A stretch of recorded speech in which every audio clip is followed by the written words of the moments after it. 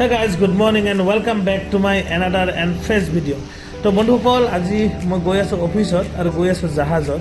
তো পানীত ঢৌ দেখিছেনে কিমান ডাঙৰকৈ পানীত ঢৌ আহি আছে। একচুৱেলি কি হৈছে পানী নাছিলে মানে হেৰি ব্ৰহ্মপুত্ৰটো শুকাই গৈছিলে মানে বৰষুণ নাছিলে। এতিয়া পটককৈ বৰষুণ দিলে পানী আকৌ বাঢ়ি গ'ল আৰু সৌ যে দেখিছে সেয়া হৈছে উমানন্দ।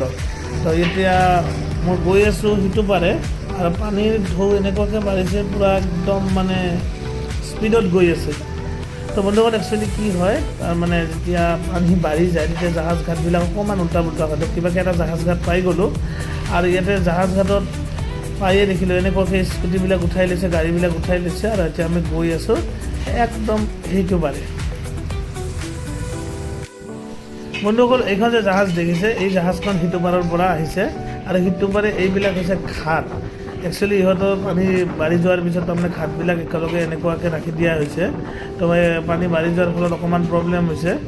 তো তাৰ পৰা এইখন জাহাজ এতিয়া সিটো পাৰে যাব আৰু আমি ইটো পাৰে আহি আছোঁ আৰু আহি পালোঁৱে চাগে। আপোনালোকক দেখুৱাম জাহাজখন ক'ত ৰাখে আৰু এনেকুৱাকৈ বহুত কেইটা ঘাট ইয়াত আছে আপোনালোকে দেখা পাইছে। মোটামুটি 10টামান ঘাট হ'বই, এটা ঠাইৰে নহয় বেলেগ বেলেগ ঠাইৰ হয়।